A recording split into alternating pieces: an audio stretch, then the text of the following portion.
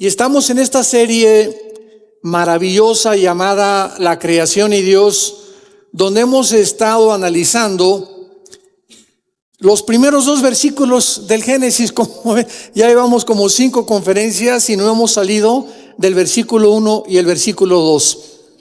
¿Por qué?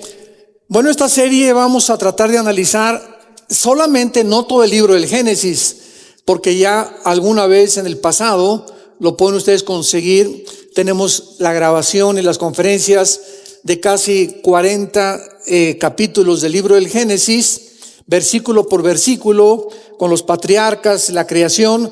Pero me quise enfocar en estas últimas semanas o meses nada más en los primeros 2 capítulos del Génesis. En los primeros 2 capítulos del Génesis, que ustedes no se imaginan, les motivo para que compren las conferencias anteriores. La Creación y Dios se llama la serie. No se imaginan los secretos que se encuentran escondidos en los primeros 2 capítulos del Génesis, donde la Biblia relata la creación del universo y donde el Espíritu Santo nos comienza a mostrar que lo que sabemos, como dice 1 Corintios 8, no lo sabemos como lo deberíamos de saber. En otras palabras, yo he aprendido en los 41 años que ya tengo, no de edad, sino de cristiano y de predicar la palabra de Dios. Yo comencé a predicar la palabra en 1977. Ahí comencé como misionero en la Sierra de Guerrero con Oaxaca. Estuve 3 años en la sierra con los indígenas, durmiendo en el suelo, tapándonos con periódicos.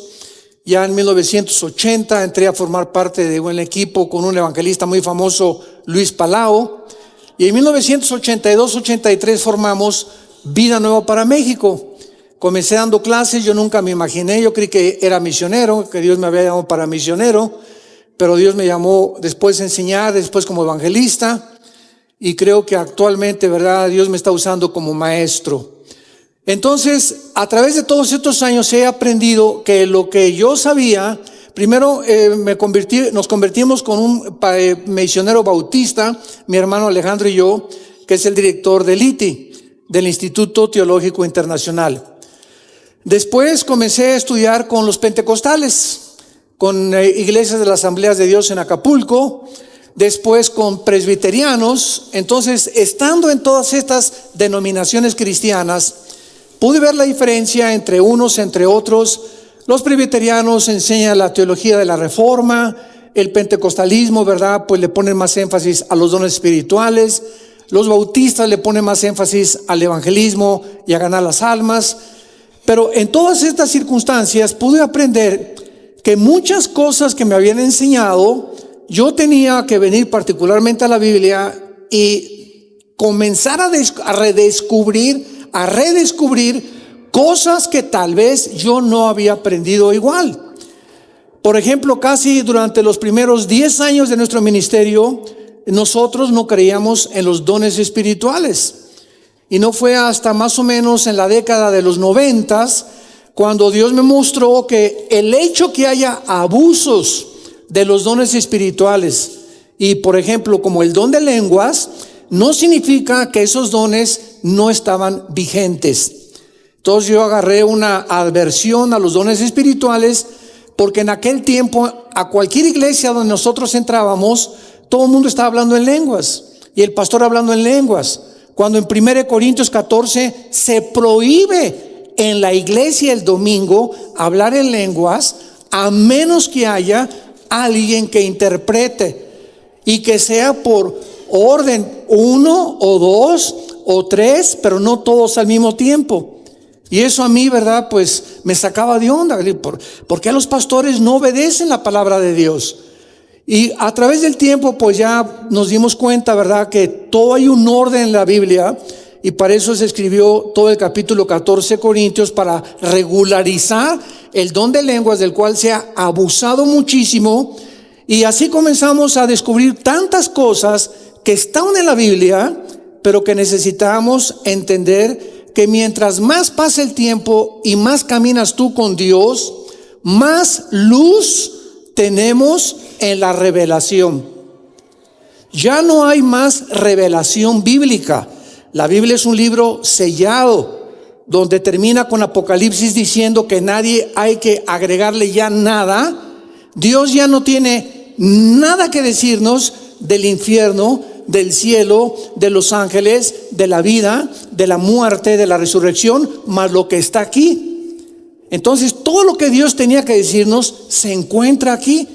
Ya no hay tal cosa como que tengo una nueva revelación. Espérame, tienes una nueva iluminación de lo que ya está revelado, pero nuevas revelaciones ya no hay, porque la Biblia está completa.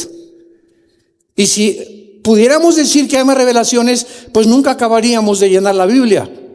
Como les dije hace algún tiempo a un grupo de pastores, si alguien me dice, hermano, es que tengo una nueva revelación, le dije, ponle Tercera de Pancho 3:1 y pégaselo a la Biblia.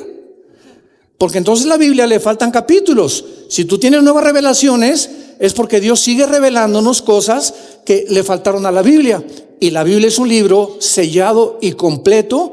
Y hay de aquel, como dice Gálatas 1, que os anuncie un evangelio diferente que el que hemos recibido de los apóstoles, los cuales pusieron el fundamento de la palabra de Dios. Y así pasa cuando venimos a las profecías, cuando venimos al libro del Génesis. Yo también creía que el arrebatamiento era a la mitad de la tribulación, porque la Biblia dice que vamos a ser libres de la ira, y la ira comienza aparentemente a la mitad de la tribulación con la persecución del anticristo. Después modifiqué mi manera de pensar, y claro que ahora es inequívoco, ¿verdad?, la forma en la que la iglesia va a salir de la tribulación. Y no vamos a atravesar la tribulación, vamos a salir antes de los 7 años. Se llama el pretribulacionismo, porque está clarísimo con las profecías de Daniel. Entonces, cuando pones en la Biblia Ezequiel, Daniel, Zacarías, Apocalipsis, y armamos el rompecabezas completo, tenemos la visión de poder entender claramente, sin sacar algo de Daniel o algo del Apocalipsis y no tomar en cuenta las demás partes de la Biblia. Ahí es cuando se forman herejías. ¿Qué es una herejía? Es una verdad llevada al extremo, nada más. Es una verdad. O sea, las lenguas existen, pero llegó el momento que comenzaron a enseñar que si tú no hablabas en lenguas, no tenías el bautizo del Espíritu Santo. Eso es una herejía. ¿Por qué es una herejía? Porque si una persona recibe a Cristo y le falta algo, es una persona mocha. Es como un niño que nace y que te falta el páncreas, o naciste sin el hígado. Espérame, eres un fenómeno, no eres una persona completa. Entonces, cuando nacemos en Cristo, estamos completos, dice Colosenses capítulo 2, y no nos falta nada. Hemos sido convertidos, transformados, regenerados por el Espíritu Santo, ungidos con el Espíritu Santo y bautizados con el Espíritu Santo en el momento de la conversión. No nos falta nada más que crecer en la gracia y el conocimiento de Cristo y mantener esa llenura que viene después. Pero ya tenemos al Espíritu Santo, ya fuimos bautizados y unidos a Jesucristo, ya hemos sido ungidos y no hay otra unción. Acuérdense ustedes en muchas iglesias, ¿verdad? ¿Cómo que otra unción más fresca? O sea, ya no hay más unciones. Dice 1 Juan capítulo 2, 21, que la unción que recibimos permanece en nosotros. Y esa unción, que es el Espíritu Santo, simplemente Él quiere más de nosotros, no nosotros más que de Él. Hay canciones que también dicen, Espíritu Santo, lléname, espérame tantito, te va a contestar. No, yo quiero que tú me pidas que yo pueda darme oportunidad de entrar a tu vida, quita más pecado de tu vida y te voy a llenar. No es a la sopa marucha, no es instantánea. Queremos más de ti, Señor, queremos más de ti, Señor. Él es el que quiere más de nosotros, no nosotros de Dios. Él está esperando que nosotros le abramos más campo en nuestra vida, más santidad en nuestra vida, para que Él pueda llenarnos más con su Espíritu. Entonces vemos que a través del tiempo vamos entendiendo muchas cosas. Y es igual con la oración. Comenzamos a orar y vamos a reunirnos a orar, hermanos. Y comienza un hermano, y el otro por acá y el otro por allá. Oye, cállense por favor todos. La Biblia dice que cuando alguien ora, nos pongamos de acuerdo en el que está orando. ¿Cómo ponemos de acuerdo si todos están orando al mismo tiempo? Pero son costumbres que entraron a la iglesia cristiana. Entonces, cuando hay una reunión de oración, no estamos todos, por acá, y sí, Señor, y no, por acá, Señor. Total que no me dejan ni orar. De tanto grito y de tanto sombrerazo, ¿verdad? Como decimos en mi pueblo. Entonces, cuando estamos orando, tiene que haber un orden y alguien lleva la oración y los demás nos ponemos de acuerdo en la persona que está dirigiendo la oración.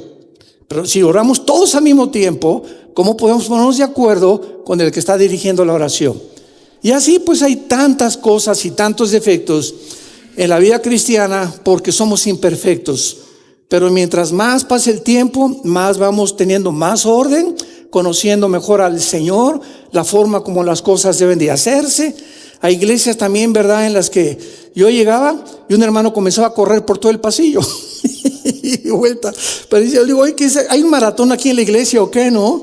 Y corriendo el hermano y quitándose el saco y otro girando como pirinola ahí a la mitad de los pasillos y aventando las cosas que él traía. Y espérame tantito. Dice la Biblia, hágase todo con orden, porque Dios es un Dios de orden. Y en esta iglesia parece el circo Ataide. Entonces, todas estas cosas que han entrado a la iglesia y que todavía en muchas iglesias siguen operando de esta manera, es por la ignorancia de la palabra de Dios. Nada más, porque no hay suficientes estudiantes ni personas que quieran buscar a Dios, porque Dios quiere que nosotros podamos conocerle y hacer las cosas de acuerdo a como Él las ha ordenado. Y si tú le das la oportunidad a Dios a través de tu vida y de tu comunión con Cristo todos los días, de que el Espíritu Santo hable a tu vida, vas a descubrir la verdad. Y ¿sabes una cosa? Vas a ser libre. El día que conozcas la verdad te hará libre. Libres de paganismo, de tradiciones, de falsas enseñanzas, de herejías, de cosas y costumbres que entran a las iglesias y que se aceptan como si fueran una verdad. Porque dice el dicho que cuando una mentira se repite 100 años, se acaba aceptando como una verdad. Muy bien. En el libro del Génesis, capítulo 1, el versículo 1 es el versículo más científico que hay, independientemente de los que vamos a ir descubriendo. En este estudio que hemos abordado acerca de Dios y la creación, estoy introduciendo la astrofísica, la física, la astronomía y todo lo que en el campo científico se ha descubierto siglos después de cuando se descubrió la Biblia, o siglos después cuando la Biblia ya estaba realmente hablando de cosas que los científicos después descubrieron para comprobar que la Biblia tenía razón. Y estas evidencias, por eso es tan linda esta serie, es para darles a todos ustedes jóvenes universitarios principalmente municiones, para que tengan información, porque el pueblo de Dios perece cuando no hay conocimiento. Y cuando no tenemos el conocimiento suficiente, tú entras a la universidad y te vas a encontrar con maestros ateos, humanistas, materialistas y evolucionistas. Y estudiantes y amigos que van a tratar de desviarte del camino, porque Satanás usa a nuestros amigos y casi siempre los más cercanos para tratarnos de desviar o envenenarnos o distorsionar el camino de la santidad, de la justicia y de la luz. Entonces, todo esto es para que ustedes puedan darse cuenta que no hay ningún sistema filosófico, ninguna ideología que la Biblia no haga pedazos. La Biblia destruye el pensamiento humano y las ideas humanas que a través de los siglos han prevalecido y a través de las cuales el mundo ha sido engañado precisamente por ignorar la verdad de Dios. La única verdad que existe en el universo es la verdad de Dios. Y esta verdad es la que nos hace libres. Esta verdad es la que nos muestra realmente el camino que debemos de caminar. Rápidamente, como un ejemplo, la famosa teoría de la evolución. Cuando Carlos Darwin la postula en su libro, el libro de las especies, él no afirma que venimos de los animales. Lee 2 o 3 veces más ese libro y te vas a dar cuenta que él simplemente está postulando, él está hipotetizando, él está filosofando y dice: puede que, chance y, no sé, no estoy seguro, pero estoy investigando allá en los Galápagos, ¿verdad? Cerca de Sudamérica, en unas islas, a ver si encuentro por qué a los pajaritos se les cambia el pico. Y una cosa es la microevolución y otra cosa es la macroevolución. Entonces se tomó como una verdad y se comenzó a enseñar en las escuelas, y se sigue enseñando, y se siguen sacando los científicos ateos lo que le llaman en inglés el fake news, o las noticias falsas que abundan en el internet. Y en CNN también, y en Fox News, y en todos los medios de comunicación, hay noticias que no son verdad, donde se dice, verdad, de que venimos de los animales y cómo somos el proceso de una evolución accidental o fortuita, lo cual la biología la contradice, la física la contradice con la primera y la segunda ley de la termodinámica, y la genética con el descubrimiento del ADN en 1954 hace pedazos la teoría de la evolución. Pero ¿por qué se sigue enseñando? Porque no tienen otra cosa que enseñar, porque ningún científico sabe cómo comenzó el universo. Ningún científico sabe quiénes somos, ni los elementos que forman el cuerpo humano, porque dentro de nuestro conocimiento e investigación científica nunca descubriremos el origen del universo, porque para que pueda ser científico tiene que ser demostrativo. Los científicos observan el fenómeno, toman nota, apuntan, pero ellos no pueden penetrar mucho más allá de la metafísica, o de lo que va más allá o trasciende lo que podemos observar con los 5 sentidos. ¿Me van siguiendo? Bueno, ojalá que no les salga humo por las orejas, ¿verdad? Pero sigan con mucho cuidado todo esto, porque esto es muy importante. Entonces, cuando venimos a la Biblia, encontramos la verdad, y nos damos cuenta que la verdad está respaldada por la ciencia del siglo XXI, y que cuando vemos la Biblia y penetramos en la Biblia, descubrimos tesoros que nos llenan de seguridad, de esperanza, y poder decir como Pablo: yo sé en quién he creído. Y tú te puedes enfrentar a cualquier fórum científico de ateos, evolucionistas, materialistas, hedonistas, etcétera, etcétera, y no te van a derrumbar, porque tus convicciones son profundas, han hecho un fundamento en tu corazón, has puesto un cimiento, como cuando una casa firme se levanta y el cimiento está firme. Yo recuerdo ahora que estaban haciendo este tren que no sé si lo van a continuar haciendo, el que viene desde México, que va a llegar aquí a Toluca.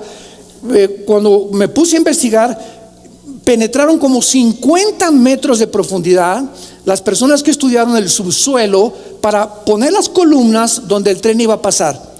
O sea, se tenía que profundizar grandemente en la tierra para poder poner un cimiento y aguantar un tren, y un temblor no pudiera derribar la cimentación.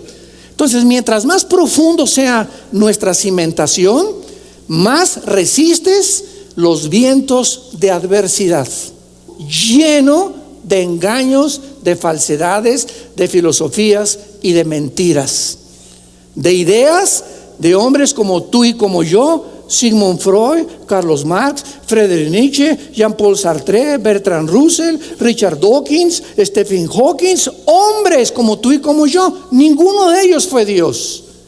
Ninguno de ellos conoce de dónde venimos, ni quiénes somos, ni a dónde nos dirigimos.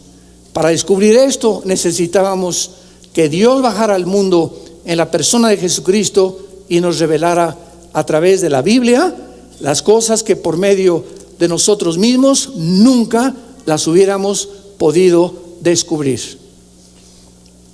Actualmente vemos nosotros que la física comprueba el versículo 1 del Génesis. Escuchen esto: En el principio creó Dios los cielos y la tierra. En este primer versículo del Génesis encontramos los tres elementos que forman la investigación de la física, que es el espacio, apúntalo, la materia y el tiempo.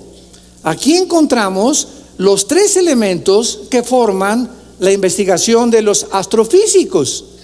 O sea, cuando la Biblia dice en el principio creó Dios los cielos y la tierra, Dios nos está mostrando que el espacio, el tiempo y la materia no son eternos.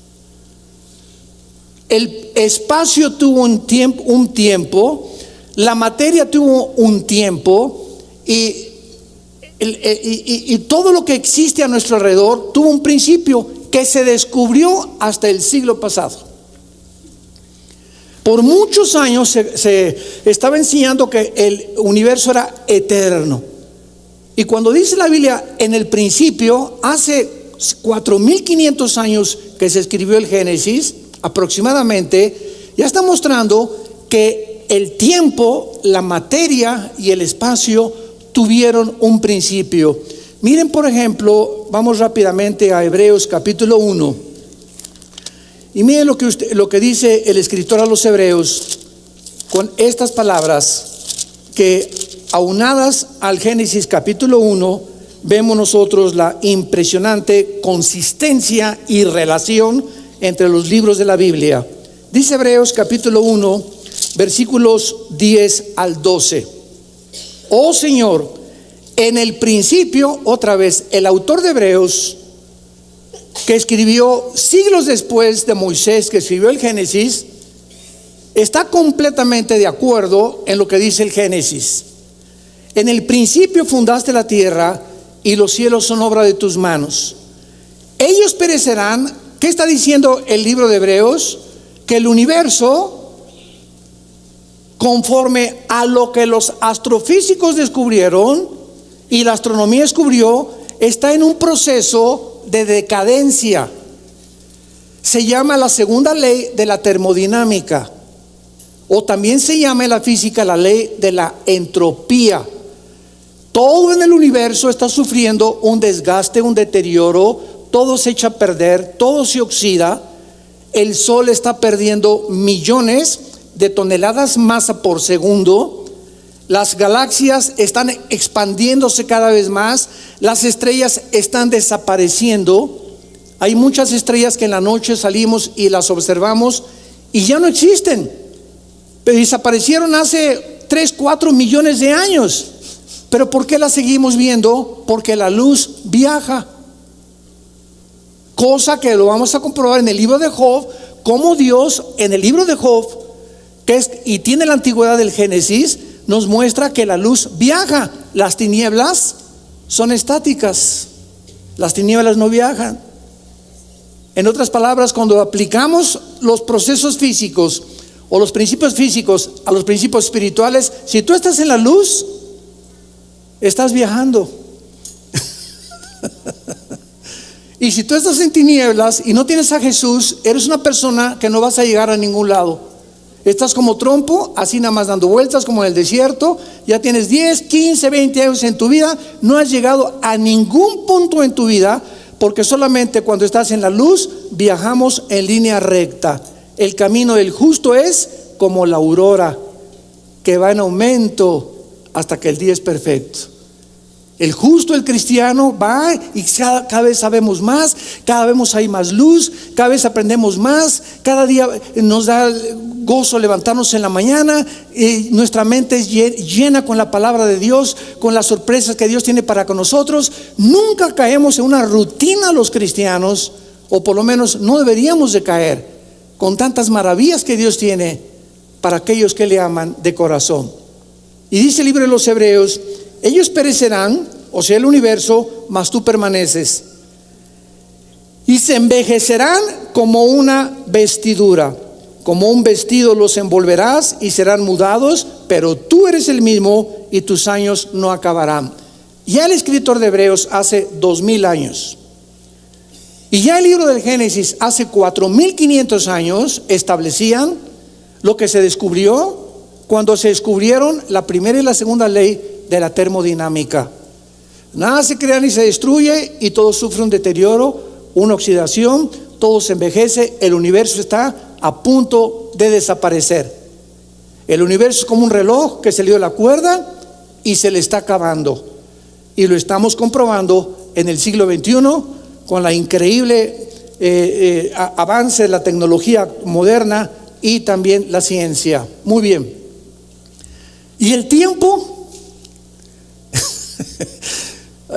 No saben cómo me encanta enseñar. Y me río, ¿verdad? Porque esto hace pedazos a los científicos, a los ateos, a los evolucionistas, a los materialistas, a los que se creen Pirration. ¿Saben ustedes que el tiempo no existe?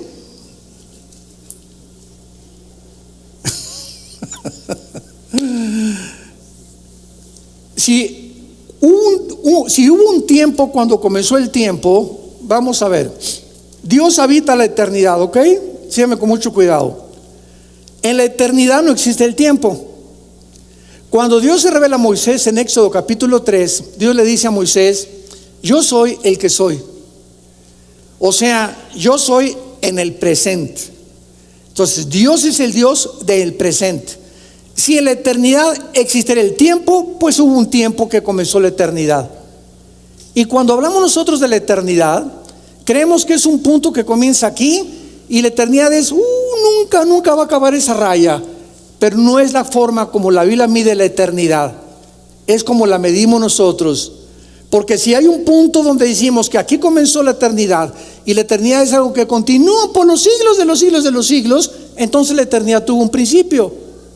¿De acuerdo? Pero la eternidad nunca ha tenido un principio ni ha tenido un fin. Dice en Isaías la Biblia que Dios habita la eternidad y con los quebrantados de corazón. Entonces Dios habitaba la eternidad y Dios es luz. En la eternidad no hay tiempo, en la eternidad no hay un principio. La eternidad es una dimensión completamente diferente que no hemos alcanzado a comprender. Síganme con mucho cuidado. Cuando Dios dice en el principio, Dios deja la eternidad y pone una dimensión nueva, que es la dimensión en la que tú y yo estamos viviendo, que es de 4 dimensiones. Nosotros estamos en un universo de 4 dimensiones, que es la altura, la profundidad, la anchura. Y en 1942, en el siglo pasado, un científico alemán que huyó a tiempo del nazismo, llamado Alberto Einstein, descubre con una fórmula que él postula, que es la E igual a mc al cuadrado. La energía es igual a la masa por la velocidad de la luz al cuadrado, el tiempo. Entonces Alberto Einstein introduce lo que la Biblia decía, que el tiempo es relativo. De ahí viene la teoría de la relatividad de Alberto Einstein. ¿Qué quiere decir? Pongan atención. ¿Cuándo fue escrito Apocalipsis? Hace 2000 años. ¿Amén? ¿O no? Bueno, Apocalipsis fue escrito por el apóstol Juan hace 2000 años. ¿Tú ya habías nacido hace 2000 años? Ni yo tampoco. Juan viaja 2000 años en el tiempo y ve lo que ya sucedió, lo que no ha sucedido y lo que está por suceder. Les dije que les iba a salir humo. ¿No es precioso esto? La Biblia es el único libro de los billones de volúmenes que existen en el universo, en las librerías, hiperdimensional. Nadie se hubiera imaginado, ni se le hubiera ocurrido ni a Julio Verne, ni a los más grandes personas de ciencia ficción, de que esto pudiera ser una realidad. Entonces Juan hace 2000 años escribe algo que él vio: al anticristo, los sellos, los juicios, el mar se convierte en sangre, las trompetas. Él lo estaba viendo que estaba sucediendo. Y Juan regresa otra vez 2000 años a su cuerpo y nos escribe algo que él vio, que cuando lo estaba viendo estaba sucediendo, que no ha sucedido y que está por suceder. Entonces nos damos cuenta que el tiempo no existe. El tiempo es relativo. El pasado puede estar en el presente en el futuro en el pasado. Y cuando comenzamos a divagar y a pensar en todas estas cosas, decimos: Dios mío, comienzo a entender ahora cómo los santos en la Biblia y los profetas en la Biblia los llevaste al futuro. Otros viajaron hacia el pasado, como Ezequiel. Ezequiel se encontraba preocupado. ¿Por qué, Señor, a Israel lo llevaste a la cautividad babilónica con el rey Nabucodonosor? Y ahí estaba Ezequiel en el capítulo 2 y 3 de Ezequiel, muy preocupado, y en el capítulo 8 y 9 de Ezequiel. ¿Y saben lo que hace Dios? Ezequiel estaba preguntándose por qué Dios castigó a Israel en la cautividad 70 años en Babilonia. ¿Saben lo que hace Dios? Dios saca a Ezequiel de su cuerpo, en su espíritu, y lo traslada al pasado. Y le dice Dios a Ezequiel, en el capítulo 8 y 9 de Ezequiel: quiero llevarte al pasado para que tú veas en el pasado lo que estaban haciendo los líderes de Israel y por qué los castigué. Y entonces Ezequiel escribe que los líderes de Israel y casi todos los varones de Israel tenían infectada la mente con pornografía. Toda la mente de ellos estaba sucia con todas las inmundicias que Dios les prometió y las escribió en el libro de Levítico, capítulo 18, 9, 20, 21 y 22. Sexo con los animales, sexo hombre con hombre, mujer con mujer, bestialismo, sadomasoquismo, etcétera, etcétera. Y dice Dios: esta es la razón por la cual los castigué. Y entonces ya Ezequiel regresa otra vez al tiempo donde él se encontraba y comienza a adquirir una visión mucho más amplia de por qué Dios es justo cuando Él envía juicios al mundo. Y es lo que los seres humanos no comprendemos en el siglo XXI. ¿Por qué mandó Dios un tsunami en Indonesia? Ay, hermano, y en el último tsunami de Indonesia se murieron el 45%, eran pequeñitos, eran niños menores de 10 años. ¿Qué Dios tan feo y tan falta de misericordia? Así pensamos los seres humanos. Y cuando comenzamos a investigar, nos damos cuenta que en Indonesia es uno de los países, es una isla de lo más pagano que existe, y que la prostitución, como en Singapur se comenzó a quitar, es donde más hay en el mundo. A esos niños que Dios se los llevó en el tsunami, fue un acto de misericordia, de llevárselos al cielo para que no crecieran y se prostituyeran. Fíjate cómo cuando cambias el foco y el vidrio para ver las cosas, te das cuenta que los pensamientos de Dios no son nuestros pensamientos. Pero por nuestra mente tan reducida que tenemos y nuestra falta de capacidad de entender que son más altos que nosotros, siempre nos ponemos de jueces de Dios. Si yo hubiera sido Dios, no hubiera permitido este accidente. Si yo hubiera sido Dios, espérame tantito, pero tú no eres más que un renacuajo con cerebro de caracol, hígado de pollo, y ya nos seguimos, ¿verdad? Comparados con Dios. En el principio creó Dios los cielos y la tierra, el tiempo, el espacio y la materia. La materia no se puede separar del espacio, ni el espacio se puede separar del tiempo. Son tres elementos indivisibles en la astrofísica y en la astronomía. Y eso es precisamente lo que Dios nos comienza a abrir el panorama para que comencemos a penetrar en el mundo invisible, espiritual, que nosotros no hemos podido conocer. Ahora, muy bien, el versículo 2 del Génesis describe un panorama completamente diferente al panorama de la tierra original. Y entre el versículo 1 y versículo 2 existen en la teología dos teorías o dos perspectivas.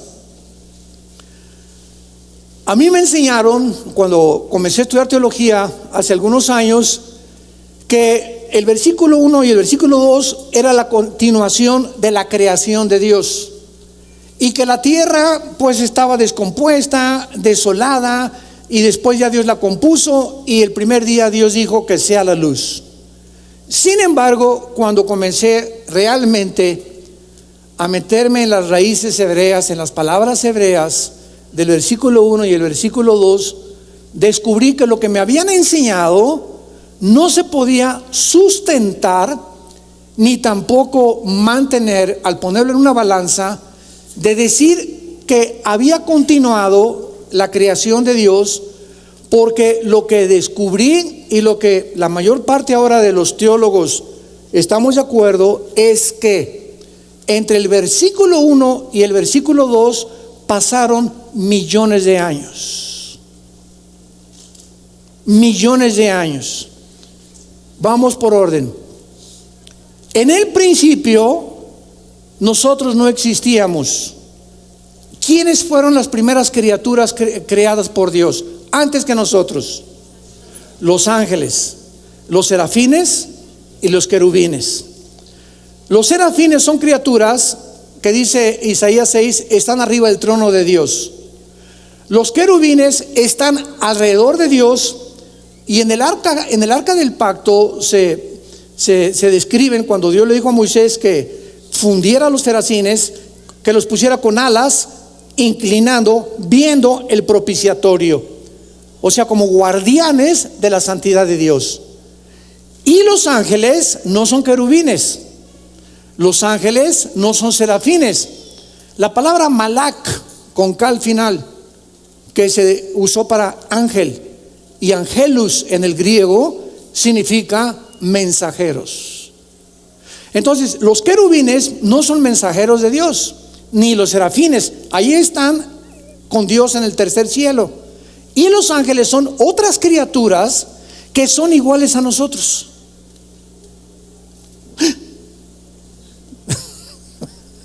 Siempre que la Biblia describe ángeles, los describe con cuerpos humanos. Génesis capítulo 18, cuando llega Jehová o Dios en forma humana a visitar a Abraham y a Sara, lo acompañan dos ángeles. Y cuando Abraham los ve, no dice: mira nada más, estos son marcianos o son jupiterianos. Para nada. O sea, inmediatamente sintió en el espíritu que eran criaturas, ¿verdad?, divinas, y les hace de comer. Y estas criaturas, estos ángeles, al mismo tiempo que adquieren cuerpos humanos, cuando se materializan en sus cuerpos, que no son como los nosotros, pueden comer. Cuando resucitó Cristo, ¿con qué cuerpo resucitó? Con un cuerpo humano. Y ese cuerpo humano lo continúa manteniendo Cristo por toda la eternidad. Así se ve en Apocalipsis capítulo 5, el cordero que fue inmolado. Y en Daniel 7, cuando él entra a la presencia de Dios. Entonces, Cristo, cuando resucita con un cuerpo, ya no como el tuyo ni como el mío, sin sangre, sin los aparatos ni la anatomía que tenemos nosotros, Cristo comió pescado y comió miel. Le hicieron un guachinango al mojo de ajo rico, me imagino, ahí junto a la orilla del mar, ¿verdad? Entonces vemos que estos cuerpos, que son diferentes a nosotros, se pueden materializar y desmaterializar. Entonces los ángeles vienen a eso. Muy bien, después lo vamos a ver, pero en Ezequiel capítulo 28 y en Isaías capítulo 14, versículo del 12 al 14, se describe la creación de Lucifer. La palabra Lucifer, que después se le agregó la palabra diablo y Satanás, significa el que porta la luz o el que lleva la luz, Luzbel en el original hebreo. Y ahí se describe que cuando Lucifer fue creado en Ezequiel 28, fue creado en el huerto del Edén. Fue creado en este planeta. Isaías capítulo 14, el 12 al 14, lo confirma cuando dice que aquí en este planeta y desde aquí, de este mundo, Satanás planeó asaltar el tercer cielo, dar un pinochetazo al tercer cielo, un golpe de estado a Dios, hacerse como Dios, derrocar a Dios, y todo lo planeó desde este mundo cuando tú y yo no habíamos nacido todavía. Y dice en Isaías 14, el 12 al 14, subiré a través del cielo y de las estrellas. Las estrellas del cielo ya existían antes del primer día de recreación del planeta Tierra. Entonces, entre el versículo 1 y el versículo 2 estamos hablando de millones de años. Vamos a ponerlo así. En el principio, Dios creó los cielos, la tierra, y fueron millones de años donde existieron antes que nosotros. Job capítulo 38, Proverbios capítulo 8, Salmo 104, nos hablan todos estos pasajes de lo que pasó antes que nosotros. Repito, Job 38, Proverbios 8 y el Salmo 104. Y entonces llega el momento que se rebelan los ángeles contra Dios, guiados por Lucifer, y la tierra es sumergida en un juicio, en tinieblas. La tierra queda devastada, queda hecha un desierto, que es como se describe en el versículo 2. Y la tierra estaba desordenada y vacía, y ahí se usan dos palabras que por todo el Antiguo Testamento significan vanidad, vaciedad, desorden, estado caótico. Y en Isaías 45 la Biblia dice que Dios no creó la tierra tohu bohu. Tohu con H, bohu, que se tradujo desordenada y vacía. Dios no creó así la tierra. Y además, ya en el versículo 2 y 3 del Génesis, la tierra parece cubierta de agua. Nunca van a encontrar ustedes en la Biblia cuando Dios creó la luz, ni tampoco el agua. Lo que Dios creó en el versículo 3 y 4 fueron las tinieblas, como lo confirma Isaías capítulo 45. ¿Están aprendiendo algo? Les dije que nos íbamos a bucear profundo, ¿verdad? Ya basta de la lechita, vamos a sumergirnos en la Biblia, en las maravillas de la Biblia. Entonces, en el versículo 2 aparecen palabras que no tienen que ver nada con la creación original de la tierra. Entonces, en el principio pasaron millones de años y llegamos al principio cuando Dios comienza a recrear el mundo, a prepararlo para colocarnos a nosotros aquí en este mundo, después de lo que Satanás hizo con este mundo. ¿Y qué confirma que realmente lo que estamos diciendo es verdad? Porque en el versículo 2 aparecen las palabras tinieblas. Vean las palabras del versículo 2: desorden, vaciedad o caos, tinieblas, abismo, que son palabras, 4 palabras que en toda la Biblia, no nada más en el Antiguo Testamento, están relacionadas con el pecado. ¿Qué hizo que la tierra fuera cubierta completamente de agua? Cuando dice la Biblia, en el principio Dios creó los cielos, Shamayim, que es cielos, y Eretz, con TZ al final, que es la palabra tierra para hebreo, significa tierra seca. Entonces, en el principio la tierra no estaba llena de agua. Fue en el versículo 2 donde aparece llena de agua. ¿Qué pasó entre el versículo 1 y el versículo 2?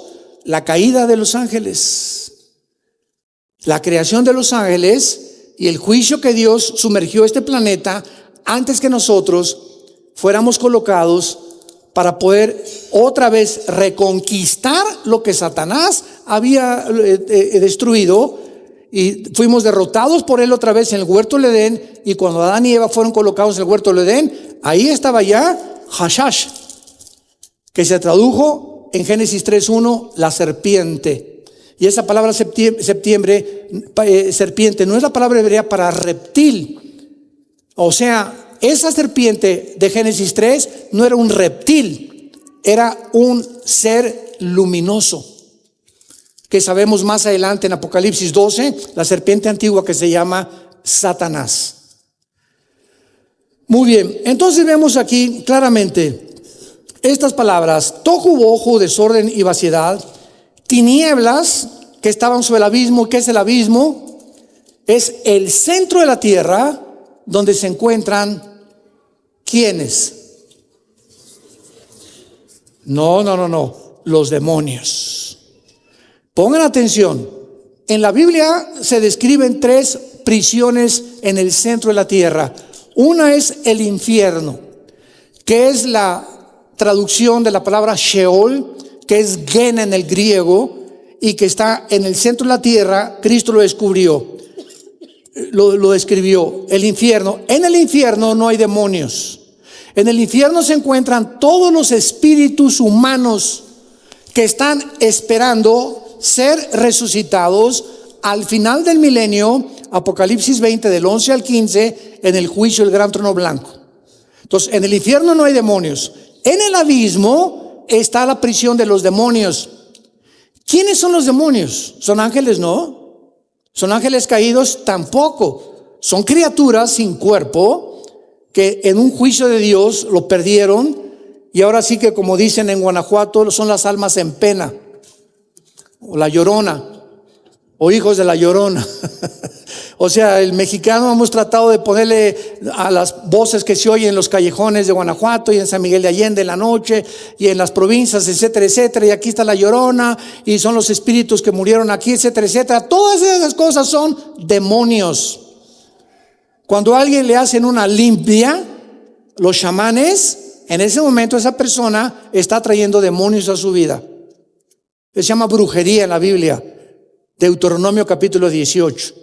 Dios prohíbe las limpias, Dios prohíbe la bola de cristal, Dios prohíbe la adivinación, Dios prohíbe la comunicación con los muertos, el contacto con los muertos, el contacto con los espíritus.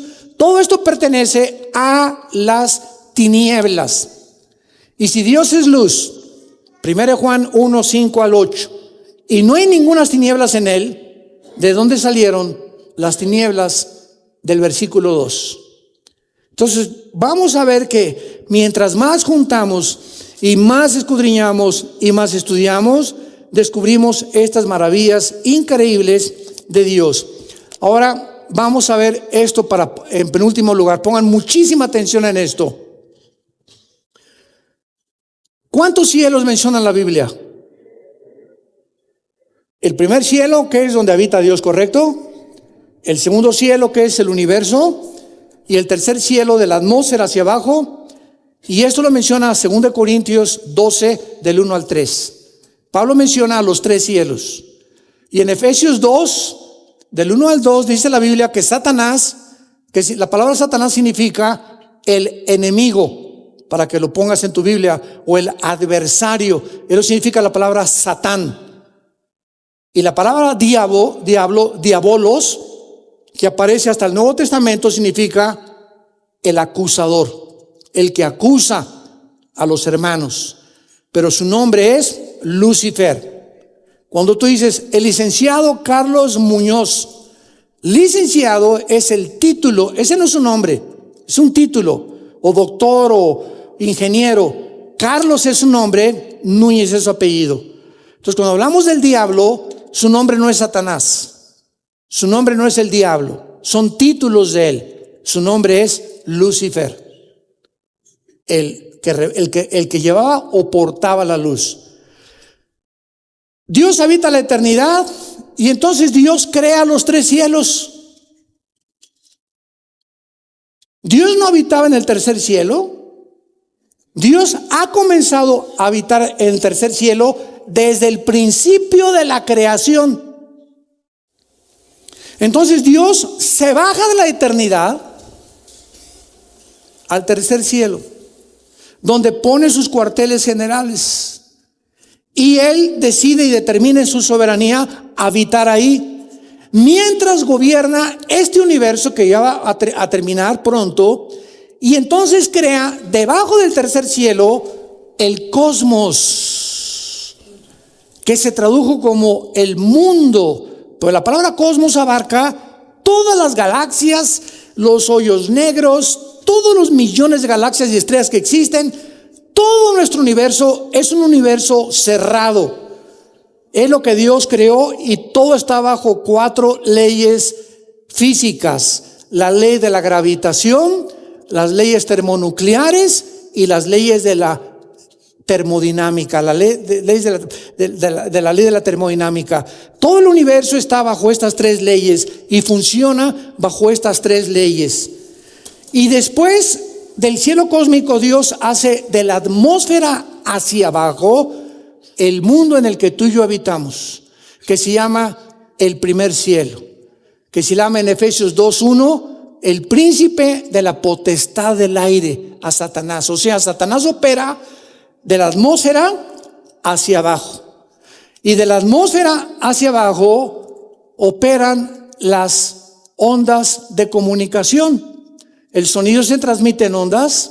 Si te sales de la atmósfera y el sonido no se transmite en ondas, la luz viaja en ondas y toda la atmósfera hacia abajo. Ahorita estamos aquí, yo no oigo nada, pero si traigo un aparatito que se llama el radio y lo prendo, está la charrita del cuadrante, está FM, está AM, y solamente muevo una perillita y agarro una banda que yo no oigo con mis oídos físicos, pero aquí está junto a mí, junto a ti. Aquí estamos llenos de bandas que no vemos ni oímos, pero que existen y que son captadas por un aparato que se llama el radio.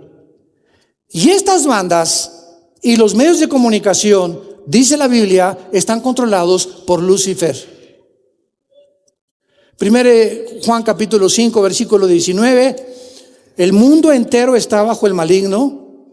Apocalipsis capítulo 12 del 8 al 10, el diablo que engaña a través de los medios de comunicación al mundo entero. Cuidado con lo que oyes en el internet, en la televisión, en las telenovelas, en las redes sociales, lo que lees. No todo lo que estás leyendo y oyendo es verdad. La mayor parte de la información que reciben los seres humanos está distorsionada, alterada y pervertida por las películas, por las magazines, por las telenovelas, por el internet, por todo lo que existe actualmente. Entonces nos damos cuenta que vivimos nosotros en el primer cielo, que es el cielo donde tú y yo podemos vivir. Nos salimos de la atmósfera, ya no hay oxígeno, el hidrógeno no está compuesto con la mezcla del oxígeno como está de la atmósfera hacia acá, y Dios nos puso, como dice Hechos 17, los límites de nuestra habitación para que viviéramos en este mundo y no te fueras de luna de miel a la luna, por el amor de Dios. ¿Quién va a preferir la luna a Cancún?